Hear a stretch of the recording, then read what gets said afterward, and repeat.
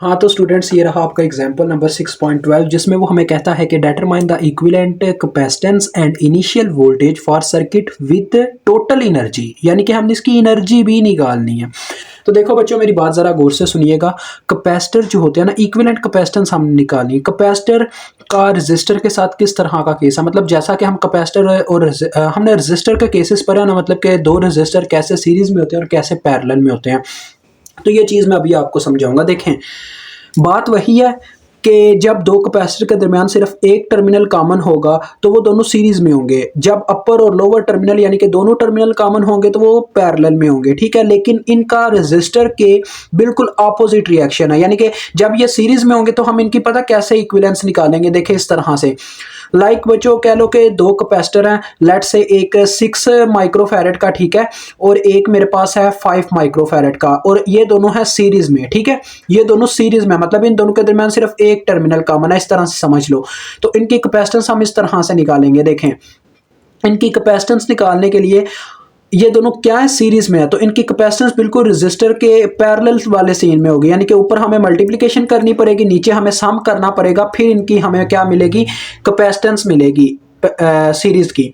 यानी कि ये बिल्कुल रेजिस्टर के उल्टा चलते हैं, यानी कि जो केस हम पैरेलल में अप्लाई करते हैं वहां पे यानी कि ऊपर मल्टीप्लिकेशन नीचे सम कर लेते हैं, यहाँ पे सीरीज में अप्लाई करना पड़ेगा। और पैरेलल में क्या केस होगा, यानी कि जब दो कैपेसिटर पैरेलल में होंगे तो तब हम सीरीज वाला काम करेंगे, मतलब कि हम दोनों कैपेसिटर्स की कैपेसिटेंस को जमा कर देंगे। अब जरा देखें, आपके इस क्वेश्चन के अंदर ये तीन कैपेसिटर है, इनकी ही हमने कैपेसिटेंस की इक्विवेलेंस निकालनी है ना। तो देखो तीनों सीरीज में लगे हुए हैं, किस तरह से, देखो इस कैपेसिटर और इस कैपेसिटर के दरमियान सिर्फ एक टर्मिनल कॉमन है, एक वायर का टर्मिनल कॉमन है, तो ये दोनों क्या हुए, सीरीज में। इसी तरह से इसी तीसरे कैपेसिटर की भी बात करूं तो ये भी इनके साथ सीरीज में है, क्योंकि इनका इसका भी एक टर्मिनल कॉमन है इन दोनों के साथ। एक तरफ इसका वोल्टेज के साथ है और एक तरफ इसका भी वोल्टेज के साथ है, एक तरफ इसका इसके साथ है। डेट्स वाई ये तीनों के तीनों आपस में क्या हुए, सीरीज में हुए। तो अगर हमें इनकी टोटल कैपेसिटेंस निकालनी है तो कैसे निकालेंगे, यानी हमें बच्चों क्या करना पड़ेगा, इनका पैरेलल की तरह इनको ट्रीट करना पड़ेगा। मतलब कि सीरीज के अंदर केस आना, लेकिन रेजिस्टर के बिल्कुल उल्टा कैपेसिटर चलता है रिलेशंस को लेके, ठीक है। तो दैट्स वाई हमें अगर इक्विवेलेंस कैपेसिटेंस चाहिए, सीटी चाहिए, टोटल कैपेसिटेंस मींस, तो हम कैसे निकालेंगे। देखें, मुझे ये निकालनी है। सबसे पहले बच्चों मैं C1 के नाम से कैपेसिटेंस निकालने लगा हूं। देखें कैसे, मैं इन दोनों का पहले पैरेलल मतलब कि सीरीज निकाल लेता हूं 6 और 3 का, ठीक है। सीरीज कैसे लेते होते थे आप सबको बच्चों याद होगा, ऊपर वैल्यूज की मल्टीप्लिकेशन करवा देते थे, नीचे सम करवा देते थे। यार फिर से मैं सीरीज में फंस गया हूं, तो लगता है मुझे इसके ऊपर एक अलग से वीडियो बना देनी चाहिए बच्चों, आपको एक अलग वीडियो मिल जाएगी, ठीक है, इक्विवेलेंस कैपेसिटेंस की, ऐसे आप बोल सकते हो। आप बस इतना याद रखो बच्चों, देखो सीधी सी बात है, R is equal to L over C, ये फार्मूला याद रखो। यानी कि R के जो मतलब के रिलेशनशिप होते हैं ना, उनके बिल्कुल अकॉर्डिंग चलता है इंडक्टर। यानी कि इंडक्टर में जब दो इंडक्टर आपस में सीरीज में होंगे तो सेम एज इट एज वैसे ही रेजिस्टर वाला सीन चलेगा कि दोनों प्लस कर दिए जाएंगे, ठीक है। जब कैपेसिटर का केस आएगा, कैपेसिटर बिल्कुल उल्टा चलेगा, वो सीरीज में क्या करेगा, पैरेलल की तरह ट्रीट करेगा और पैरेलल में सीरीज की तरह ट्रीट करेगा, ठीक है। तो देखो इन दोनों की क्या आ जाएगी, कैपेसिटेंस इक्विवेलेंस है वो आ जाएगी हमारे पास है 2, 6 3 बार 18, 18/9 करेंगे तो 2 आ जाएगा, 2, और दोनों माइक्रो में थे, डेट्स वाई ये आ गया 2 माइक्रोफैरेड, ठीक है बच्चों। अब देखो हमने इतने हिस्से का इक्विवेलेंस निकाल लिया, आगे जो कैपेसिटर लगेगा वो तीसरे वाले के साथ भी तो सीरीज में होगा ना, तो डेट्स वाई वही हमारी टोटल कैपेसिटेंस होगी, क्योंकि बच्चों यही कैपेसिटर रह गया होगा और इन दोनों का हमने जो कैपेसिटर लगाया होगा उनका एक कैपेसिटर बन चुका होगा। तो जब उसका हम इसके साथ लेंगे सीरीज कॉम्बिनेशन, क्योंकि उसका भी सीरीज ही होगा, एक टर्मिनल ही कॉमन होगा ना, तो डेट्स वाई हमारे पास सी टी क्या आ जाएगा, देखो जरा, C T is equal to आ जाएगा बच्चों 2 माइक्रोफैरेड और उस 2 माइक्रोफैरेड का सीरीज कॉम्बिनेशन। जब दो कैपेसिटर का सीरीज कॉम्बिनेशन हो तो हम कैसे ट्रीट करेंगे, एज अ पैरेलल, जैसे हम रेजिस्टर में पैरेलल का केस लेते थे, यानी ऊपर वैल्यूज को मल्टीप्लाई करवा देंगे, नीचे सम करवा देंगे। कैपेसिटर बच्चों सीरीज में है लेकिन ट्रीट किस तरह से किया जा रहा है, उनको पैरेलल की तरह। तो ये हमारे पास आ गया, देखो 4/4, ये 1 आ गया, 1 माइक्रोफैरेड आपकी बच्चों टोटल कैपेसिटेंस है। एक चीज तो आपने हल कर दी, ठीक है। उसके बाद वो कह रहा था इनिशियल वोल्टेज निकाल के दो, मतलब वो VT की बात कर रहा था बच्चों। इनिशियल वोल्टेज का मतलब होता है जब टाइम 0 पे हो, यानी कि आप बात कर रहा है इनिशियल वैल्यू की, टाइम की इनिशियल वैल्यू। तो उस केस में हमें असल में टाइम को इस तरह से मेंशन करना, VT0, मतलब आगे छोटा सा एक 0 लगा देना, T को T0 से मेंशन कर देना, दिस इज फाइंड आउट। तो देखो बच्चों इसको मैं कैसे फाइंड आउट करता हूँ, ये जरा देखें, ये सारे सर्किट के अंदर आपको कैपेसिटर के क्रॉस वोल्टेज दिए गए हैं, तो लिहाजा इन्हीं के जरिए हम ये काम कर देंगे। मैं आपके लिए एक अलग सर्किट बनाने लगा हूँ, क्योंकि मैंने जैसे आपको स्टडी करवाया हुआ है, मैं हर दफ़ा आपके लिए ईजी केस बनाता हूँ। तो ये देखो प्लस माइनस आ गया हमारे पास वी टी का, लेकिन हम टाइम कहाँ पे लेके चल रहे हैं, हम टाइम को टी नॉट पे मेंशन कर रहे हैं, तो इसको भी टी नॉट ही लिख ले, कोई फर्क नहीं पड़ता, ठीक है। ये आपका रफ अमल वाला सर्किट है, इसको याद रखना।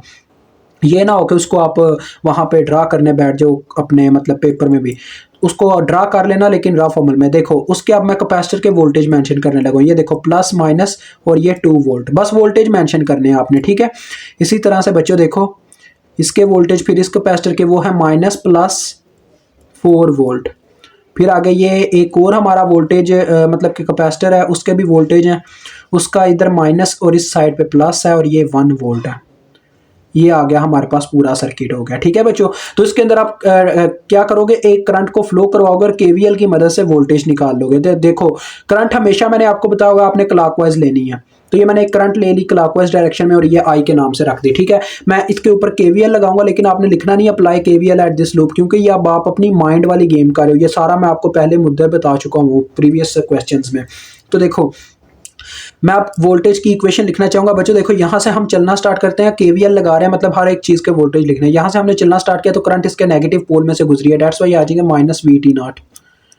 मजीद आगे बढ़ते हैं तो करंट प्लस 2 के प्लस पोल में एंटर करती है, इस वोल्टेज सोर्स के पॉजिटिव पोल में एंटर करती है, तो ये आ गया +2। मजीद आगे बढ़ते हैं तो करंट इसके नेगेटिव पोल में एंटर करती है, तो ये आ गया -4।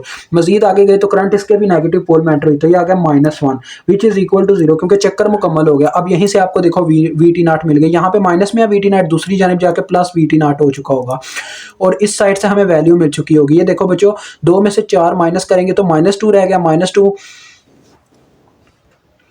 -2 और -1 कितना हो गया -3, तो ये आ गया -3 वोल्ट। ओके हो गया वीटी नॉट। उसके बाद बोला था उसने विद टोटल एनर्जी, आपने टोटल एनर्जी भी निकालनी है बच्चों। टोटल एनर्जी का असल में यहाँ पे दो मतलब के मीन बनते हैं। एक है आपने एक कैपेसिटर्स की एनर्जी निकालनी है, ओवरऑल कैपेसिटर के मतलब के ये टोटल एनर्जी इस तरह से आप बच्चों निकालोगे। एक तो आप ये चीज़ जानोगे कि वोल्टेज जो आपने सोर्स लगाया हुआ था वो टाइम 0 पे आपको कितनी एनर्जी दे रहा था, यानी कि जब टाइम इनिशियल स्टेज पे था तब वोल्टेज सोर्स कितनी एनर्जी आगे प्रोवाइड कर रहा था, वो आप कैसे निकालोगे। देखो सिंपल, जैसा कि आपको पता है एनर्जी को W से मेंशन करते हैं हम कैपेसिटर के केस में। डब्ल्यू टी नॉट आपने लिख देना, W ऑफ टी लिखते हैं ना, तो टाइम हमारा टी नॉट पे है, और इसका फार्मूला होता है 1/2 CV स्क्वायर, यही फार्मूला होता है ना CV स्क्वायर।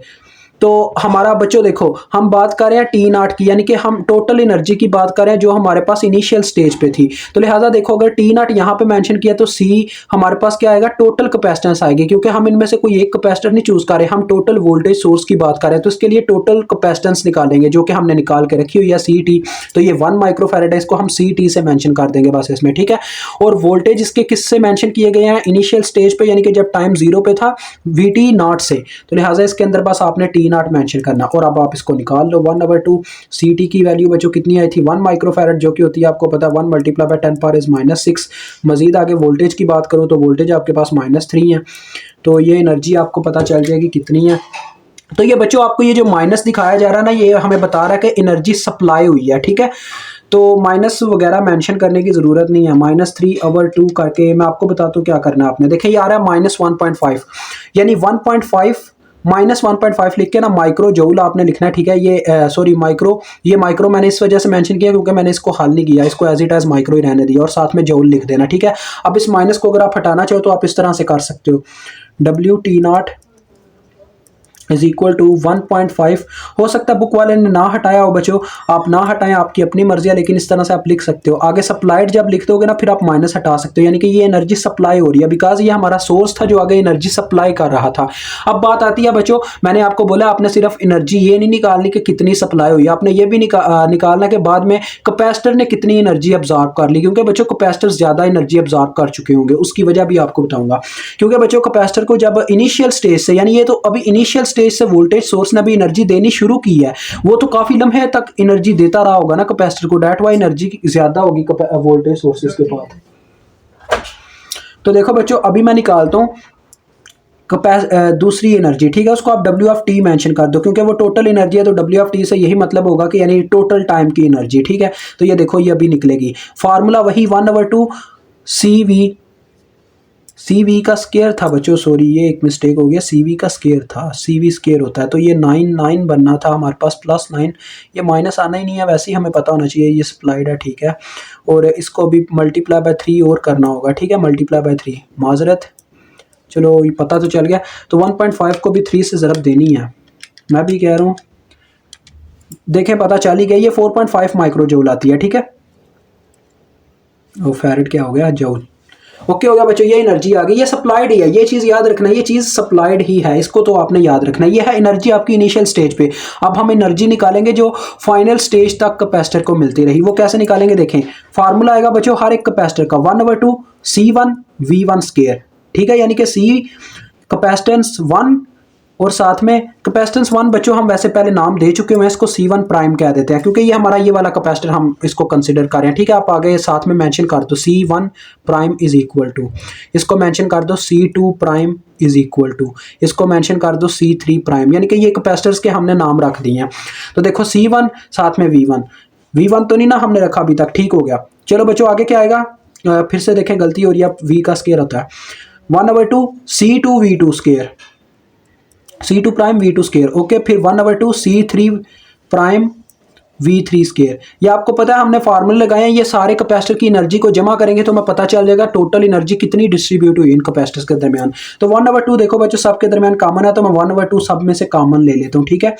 उसके बाद देखें अब अंदर हम सारी वैल्यूज पुट करेंगे। C1 की कितनी वैल्यू है बच्चों, देखो C1 की वैल्यू है 2 और वोल्टेज की वैल्यू भी है 2, तो देखो बच्चों ये आएगा 2 × 2 का स्केयर। मैंने क्या किया, मैंने बच्चों माइक्रो को साइड पे कर लिया, माइक्रो भी सब में कॉमन है तो मैं माइक्रो को एंड पे लिख लूंगा, ठीक है, यानी कि सब में से एक माइक्रो कॉमन ले लिया मैंने, जो कैपेसिटेंस है ना सारे उनमें से माइक्रो मैंने कॉमन ले लिया, तो ये आ गया 2 का स्केयर, क्योंकि इसके V1 वोल्टेज जो है 2 वोल्ट है। आगे देखो, अब आगे देखो बच्चों प्लस 1/2 तो हमने बाहर निकाली हुआ, C2 प्राइम की कितनी वैल्यू है 3, माइक्रो हमने कॉमन लिया हुआ है, ठीक है। ये मैं आपको यहाँ पे लगा देता हूँ, ये देखो ये माइक्रो और साथ में जूल आ गया, ये माइक्रो आपको पता है ये मैंने सब में से कॉमन लिया है, और ये 3 आगे C2 प्राइम की वैल्यू और इसके क्रॉस है 4 वोल्ट। ये चाहे बच्चों -4 वोल्ट है या +4 वोल्ट है, इससे फर्क नहीं पड़ता, क्योंकि हमने इसको पॉजिटिव में ही आंसर आ जाना जब हमने इसका स्केयर लेना है, तो आप 4 ही पुट कर दें, इससे फर्क नहीं पड़ेगा, ठीक है। आपको बस एग्जैक्ट आंसर मिलना चाहिए। उसके बाद C3 प्राइम में आ जाओ, तो देखो C3 प्राइम की वैल्यू है 6,